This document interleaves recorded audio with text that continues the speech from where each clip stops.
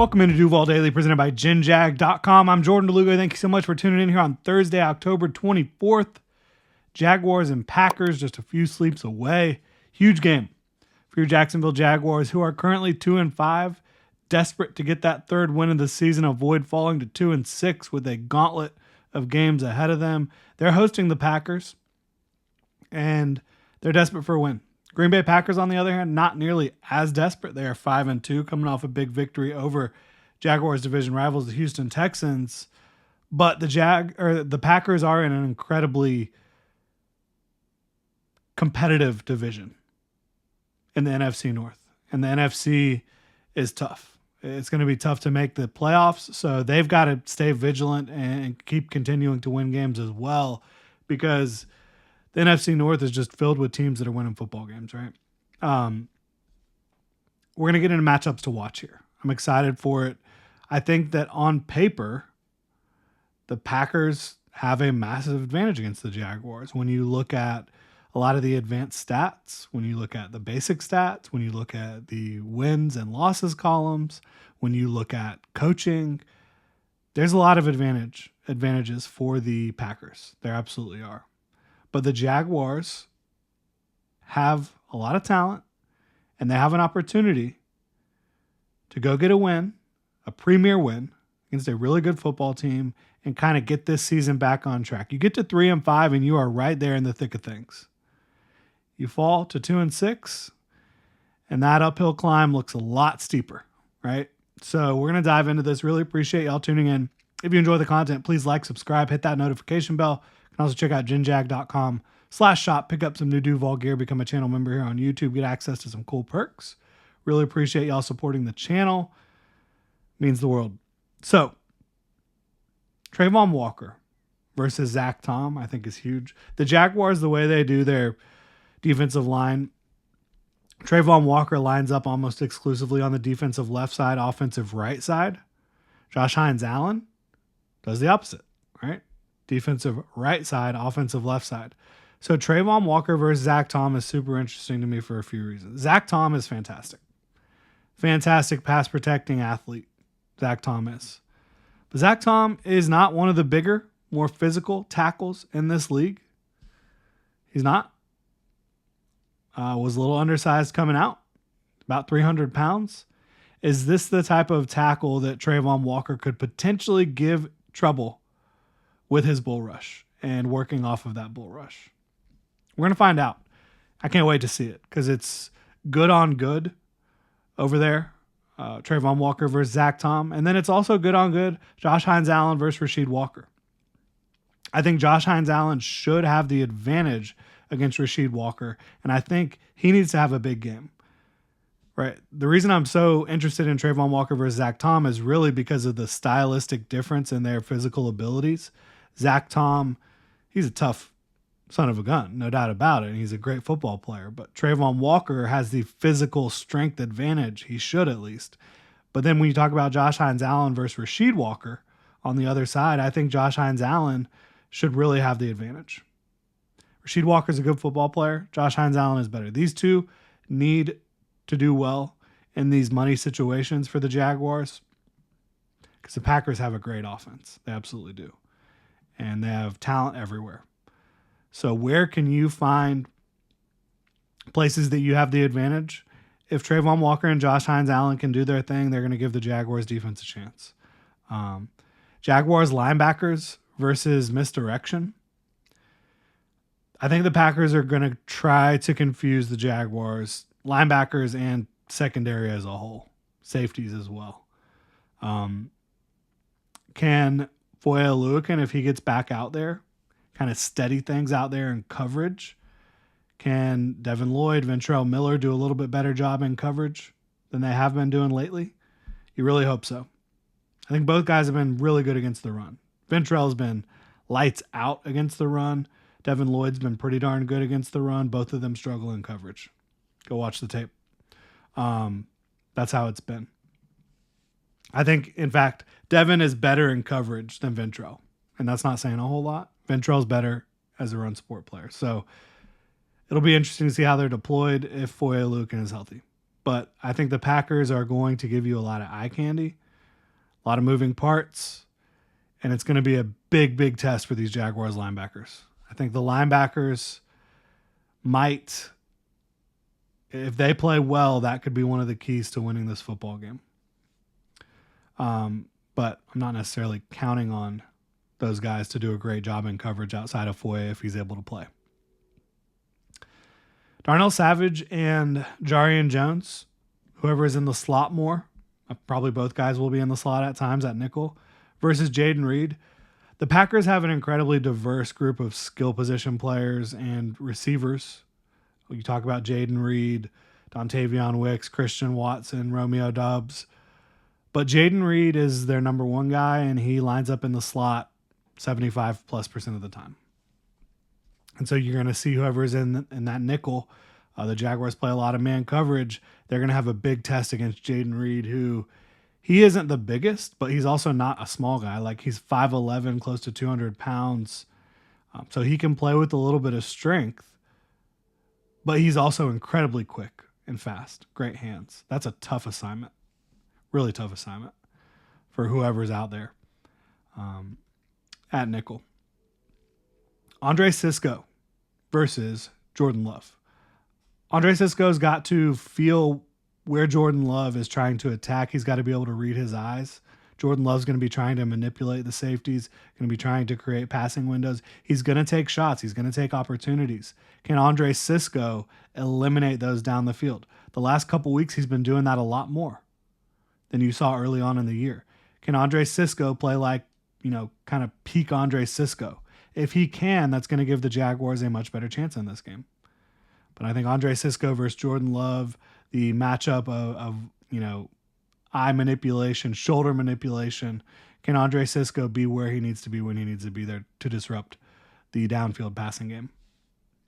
And then finally, Ryan Nielsen versus Matt LaFleur. Like, this is advantage Matt LaFleur, certainly. But there's been more plays than you would like this year, where in critical situations in the red zone or on third down, where I think that Nielsen has been outmaneuvered from the chess part of the game, from the just dialing things up, and is the offense figuring out a better solution to what you're presenting than vice versa. I think you've seen that a little bit too much this year. Ryan Nielsen came into this season viewed by many as someone who could potentially be a head coach in this league. He's not going to get to be a head coach in this league if he doesn't start putting together some dynamic defensive game plans for the Jaguars and making his stamp against good offenses. You haven't seen it much this year so far, right? So Ryan Nielsen, this is one of those games where if he can get it together, he's going to put his name back on the map. He absolutely is. Got to remind y'all to check out Underdog Fantasy for Pick'em, Best Ball, and more. Use code Duval Daily over at UnderdogFantasy.com or on their easy-to-use mobile app. Underdog will give you a free pick using code Duval Daily to use on your first cash Pick'em entry, plus up to $1,000 in bonus cash when you deposit. It's currently Boosttober, so Underdog, there's a promo to play nearly every single day. There's tons of options for Jaguars versus Packers when it comes to Pick'em. You can roll with Trevor Lawrence, Brian Thomas Jr., if you want to go for a running back like Tank Bigsby, Travis Etienne if he's able to play, Josh Jacobs maybe, you want to pick one of those guys to score a touchdown, Underdog has Vulture Protection to rescue your pick'em. So there's a lot of fun ways to play over there. That's Underdog Fantasy, promo code Duval Daily to claim your new customer special of a free pick and your deposit offer. Must be 18 plus, 19 plus Alabama and Nebraska, 19 plus in Colorado for some games, 21 plus Massachusetts and Arizona, and present in a state where Underdog Fantasy operates. Terms apply. Void in Colorado. Concerned with your play? Call 1-800-GAMBLER or visit www.ncpgambling.org. Arizona 1-800-NEXT-STEP. That's 1-800-639-8783 or text NEXT STEP to 53342. New York, call the 24/7 Hope line at 1-8778-HOPE-NY or text HOPE-NY. That's 467-369. Shout out to Underdog Fantasy for sponsoring the show. Really appreciate y'all. And if you want to support Underdog, that's going to support the show. So, getting into the Jaguars offense versus the Packers defense. How about Brian Thomas Jr. versus Jair Alexander, excuse me. I mean, this is a premier matchup. Jair is up there in age. He's not in his prime right now necessarily, but he's still playing at an extremely high level. He's got all the tricks of the trade. He is smart, physical, savvy. Can Brian Thomas Jr. continue to just not really care who's covering him? Was able to get past Christian Gonzalez last week. Even when Christian Gonzalez had good coverage, didn't matter, right? So Brian Thomas Jr. versus Jair Alexander is a primetime matchup. That is fantastic. That might be the best matchup of the whole game when those two guys are going at it and the Jaguars are throwing the football. Tank Bigsby versus the Packers linebackers and safeties. Obviously, you need your offensive line to do their job up front. They've been doing it for the most part as of late in the running game and in pass protection. Tank Bigsby, if he can continue to make guys miss, if he can continue to run through arm tackles and play physical and hit the hole, be explosive, that's going to help the Jaguars out a ton. So that's one of the big matchups to watch for me. Tank Bigsby. He's just been so fun to watch. I mean, he got the angry run scepter a couple weeks ago. I think he got it last week. It was given to him after the performance a couple weeks ago. He's been fantastic. Averaging over 6 yards per carry on the ground. Keep him in the game, and he will be able to help you stay good down and distance, right? Love what Tank Bigsby's doing for the Jaguars. Doug Peterson and Press Taylor versus pressure packages from the Packers. The Texans did a really bad job last week dealing with these different, not necessarily exotic looks, but different pressure packages from Jeff Hafley and the Packers defense. They weren't able to overcome those. And the Jaguars, you've seen at times throughout Doug Peterson and Press Taylor's tenure struggle with that sort of thing. And so Doug Peterson, Press Taylor, the offensive line, and Trevor Lawrence all need to be and the backs, if they're in there blocking, need to be on the same page with these pressure packages. If that is, in fact, the plan that the Packers bring into this game the same way they did last week. Because if you're not, it's going to wreck the game, right? So you got to be on top of that. And I'm sure they've been studying what the Packers did last week against the Texans. Anton Harrison versus Rashawn Gary. Now, again, last week, you saw a little bit of Preston Smith on the offensive right side, defensive left side. But generally speaking, Rashawn Gary is who plays over on that side against the right tackle.